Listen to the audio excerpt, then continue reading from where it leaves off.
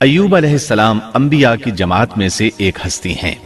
اللہ تعالیٰ نے صبر کے معاملے میں بطور خاص ان کا تذکرہ فرمایا ہے، لوگوں کے لیے ایک مثال اور نمونہ ٹھہرایا ہے۔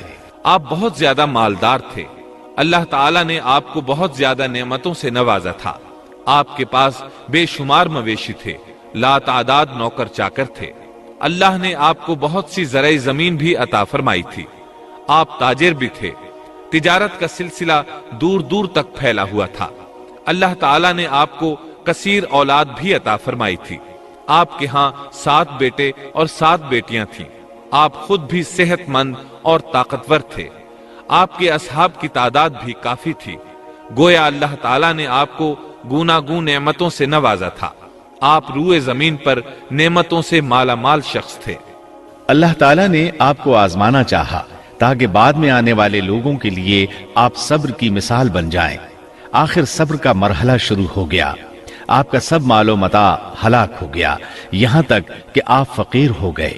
آپ کی زندگی ہی میں آپ کی ساری اولاد اللہ کو پیاری ہو گئی۔ کسی کا ایک بیٹا بھی فوت ہو جائے تو وہ کتنا غمگین ہوتا ہے، متاثر ہوتا ہے۔ سیدنا یعقوب علیہ السلام پر غم کس طرح طاری ہوا، یہاں تک کہ آپ کی آنکھوں کی بینائی تک جاتی رہی۔ مارے غم کے وہ گھل گئے تھے، جبکہ ان کا کوئی بیٹا فوت نہیں ہوا تھا، اور ادھر 7 بیٹے اور 7 بیٹیاں فوت ہو گئے۔ یہی نہیں، تمام مال مویشی ہلاک ہو گئے۔ معاملہ اس پر بھی ختم نہیں ہوا، آپ شدید مرض میں مبتلا ہو گئے۔ بیماری اس قدر شدید تھی کہ آپ چلنے پھرنے سے معذور ہو گئے، اٹھنے کی سکت نہ رہ گئی، یہاں تک کہ آپ کا گوشت گرنے لگا۔ آپ کی آزمائش انتہا کو پہنچ گئی۔ اب آپ کے ساتھی بھی آپ کا ساتھ چھوڑنے لگے۔ انہیں خوف محسوس ہوا کہ کہیں ان کی بیماری انہیں بھی نہ لگ جائے، کہیں یہ کوئی ایسی بیماری نہ ہو جو ایک سے دوسرے کو لگتی ہو۔ اس طرح سوائے 2 کے سب ساتھی آپ کا ساتھ چھوڑ گئے، کوئی آپ کے قریب نہ آتا تھا۔ جو 2 ساتھی ساتھ چھوڑ کر نہیں گئے تھے وہ بھی ذرا دور کھڑے ہو کر بات کرتے تھے۔ آپ کی خدمت کے لیے بس آپ کی بیوی رہ گئیں، وہ بہت وفادار بیوی تھی۔ یہ زوجہ محترمہ آپ کی خدمت کرتی، آپ کو کھلاتی پلاتی، آپ کو نہلاتی۔ پھر نوبت یہاں تک پہنچی کہ سارا ہی مال بالکل ختم ہو گیا۔ اب بیوی صاحبہ نے اجرت پر لوگوں کے گھروں میں کام کرنا شروع کیا تاکہ کچھ کما کر لائیں اور خاوند پر خرچ کر سکیں۔ یہ تھے اللہ کے نبی ایوب علیہ السلام، اتنی بڑی آزمائش میں پورے اترے۔ آزمائش بھی 1-2 ماہ نہیں، پورے 12 برس جاری رہی، اور ایک قول کے مطابق 18 برس جاری رہی۔ آپ اس دوران مجسمہ صبر بنے رہے۔ آپ نے کبھی کسی سے شکوہ تک نہ کیا، یہاں تک کہ کبھی زوجہ محترمہ سے بھی شکوہ نہ کیا۔ سال ہا سال اسی حالت پر گزر گئے۔ دوسری طرف نوبت یہاں تک پہنچی کہ لوگوں نے آپ کی بیوی صاحبہ کو کام دینے سے انکار کرنا شروع کر دیا۔ ان کا خیال تھا کہیں ان کے شوہر کی بیماری انہیں بھی نہ لگ جائے۔ وہ سمجھتے تھے کہ ایوب علیہ السلام کی بیماری چھوت کی ہے، لہٰذا یہ بیماری ان کی بیوی کے واسطے سے انہیں بھی لگ سکتی ہے۔ جب معاملہ یہاں تک پہنچ گیا تب آپ نے ایک چھوٹی سی بات کہی، اس میں بھی کوئی واضح دعا نہیں تھی، جبکہ اس وقت سے بڑھ کر دعا کے لیے کون سا وقت ہو سکتا تھا۔ آپ کی اس بات کو اللہ تعالیٰ نے قرآن مجید میں بیان فرمایا ہے۔ سورہ انبیاء آیت 83 میں ہے، اور ایوب کی اس حالت کو یاد کرو جبکہ اس نے اپنے پروردگار کو پکارا کہ مجھے یہ بیماری لگ گئی ہے، اور تو رحم کرنے والوں سے زیادہ رحم کرنے والا ہے۔ مجھے آزمائش نے آ لیا ہے اور تو ارحم الراحمین ہے۔ مطلب یہ کہ آپ نے واضح الفاظ میں دعا نہیں فرمائی، یہ نہیں فرمایا الہی مجھے تندرستی عطا فرما، الہی مجھے رزق عطا فرما، اور میری حالت ایسی ایسی ہو گئی ہے، تو رحیم و کریم ہے، بلکہ یوں کہا وَأَنْتَ أَرْحَمُ الرَّاحِمِينَ، عرض کیا میری نسبت میری حالت کو تو ہی بہتر جاننے والا ہے۔ اللہ تعالیٰ نے دوسری آیت میں آپ کی حالت کو اس طرح بیان کیا ہے۔ سورہ صاد آیت 41 میں اللہ تعالیٰ فرماتے ہیں، اور ہمارے بندے ایوب کا بھی ذکر کر، جبکہ اس نے اپنے رب کو پکارا کہ مجھے شیطان نے رنج اور دکھ پہنچایا ہے۔ گویا آپ نے اس بیماری اور مصیبت کو اللہ تعالیٰ کی طرف منسوب نہیں فرمایا، بلکہ اللہ تعالیٰ کو اس سے مبرہ و پاک ٹھہرایا اور اسے شیطان کی طرف منسوب کیا۔ یوں نہیں کہا اللہ تو نے مجھے مصیبت میں ڈال دیا، بلکہ اس کو غیر اللہ یعنی شیطان کی جانب منسوب کیا۔ حدیث میں بھی اسی طرح آتا ہے، बुराई तेरी तरफ से नहीं है। آپ نے اپنی حالت کو بھی ایسے ہی پیش کیا اور یوں عرض کیا، اللہ تعالیٰ نے آپ کی التجا کو اسی لمحے شرف قبولیت سے نوازا۔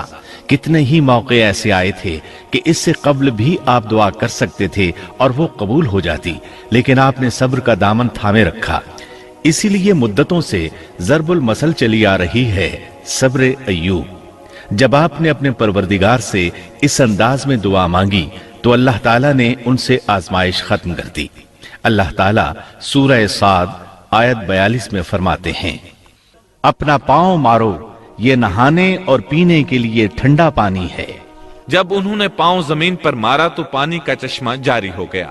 علماء کرام کہتے ہیں جب انہوں نے اس پانی سے غسل کیا تو جسم کے بیرونی حصے سے بیماری ختم ہو گئی، اور جو ہی پانی پیا جسم کے اندرونی حصے کی بیماری ختم ہو گئی، اور یہ اللہ عز و جل کا عظیم احسان ہے۔ پھر سے بالکل تندرست بن گئے، ان کی صحت و توانائی لوٹ آئی، ایسے صحت مند ہو گئے جیسے پہلے کبھی ہوا کرتے تھے۔ ان کی زوجہ محترمہ باہر سے گھر آئیں تو بالکل نہ پہچان سکیں۔ ان سے پوچھنے لگیں، کیا آپ نے اللہ کے نبی میرے خاوند یعنی مرض میں مبتلا شخص کو دیکھا ہے؟ اللہ کی قسم، جب میرے خاوند صحت مند تھے تو بالکل آپ جیسے تھے، میں نے آپ سے بڑھ کر ان سے ملتا جلتا آدمی آج تک نہیں دیکھا۔ اس پر ایوب علیہ السلام بولے، کیا تم نے مجھے پہچانا نہیں؟ انہوں نے حیران ہو کر پوچھا، آپ کون ہیں؟ تب وہ بولے، میں ایوب ہوں۔ وہ بولیں، سبحان اللہ، اس کا مطلب ہے بیماری ختم ہو گئی، اللہ تعالیٰ کا احسان ہو گیا۔ اس کے بعد اللہ تعالیٰ نے انہیں اہل و عیال کی نعمتیں بھی لوٹا دیں، ان کے مویشی بھی انہیں واپس مل گئے۔ سیدنا ابن عباس رضی اللہ عنہما فرماتے ہیں، اللہ تعالیٰ نے صرف انہیں ہی اپنے فضل و کرم سے نہیں نوازا، بلکہ ان کے ساتھ ان کی اہلیہ کو بھی اپنے خاص فضل و کرم سے نوازا، اس لیے کہ انہوں نے بھی اس عظیم آزمائش میں صبر کیا تھا، عظیم صبر کا مظاہرہ کیا تھا۔ اللہ تعالیٰ نے ان کی جوانی کو بھی لوٹا دیا۔ ان سے سیدنا ایوب علیہ السلام کے ہاں 26 بیٹے بیٹیاں پیدا ہوئے۔ یہ روایت بھی ملتی ہے کہ 26 بیٹے ہی بیٹے تھے، بیٹیاں اس کے علاوہ تھیں۔ اللہ تعالیٰ سورہ انبیاء آیت 84 میں فرماتے ہیں، ہم نے اس کو اہل و عیال عطا فرمائے، بلکہ ان کے ساتھ ویسے ہی اور اپنی خاص مہربانی سے، تاکہ سچے بندوں کے لیے سبب نصیحت ہو۔ مطلب یہ کہ ان کی جوانی واپس کر دی، مال و دولت لوٹا دیا، اور یہ چیزیں انہیں فوراً واپس کر دی تھیں۔ جسمانی صحت بھی واپس فرمائی اور دنیاوی دولت بھی واپس کر دی۔ امام بخاری، امام احمد اور دیگر محدثین نبی کریم صلی اللہ علیہ وسلم سے روایت بیان کرتے ہیں کہ نبی کریم صلی اللہ علیہ وسلم نے فرمایا، جب سیدنا ایوب علیہ السلام غسل فرما رہے تھے تو ان پر ٹڈیوں کی موسلا دھار بارش ہونے لگی۔ یہ ٹڈیاں کیا تھیں؟ وہ سونے کی ٹڈیاں تھیں۔ اللہ تعالیٰ ان کو غسل کے دوران ہی اتارنے لگے۔ ایوب علیہ السلام نے ان کو کپڑے میں جمع کرنا شروع کیا۔ اس پر اللہ تعالیٰ نے فرمایا، اے ایوب، کیا میں نے تجھے مالدار نہیں بنا دیا؟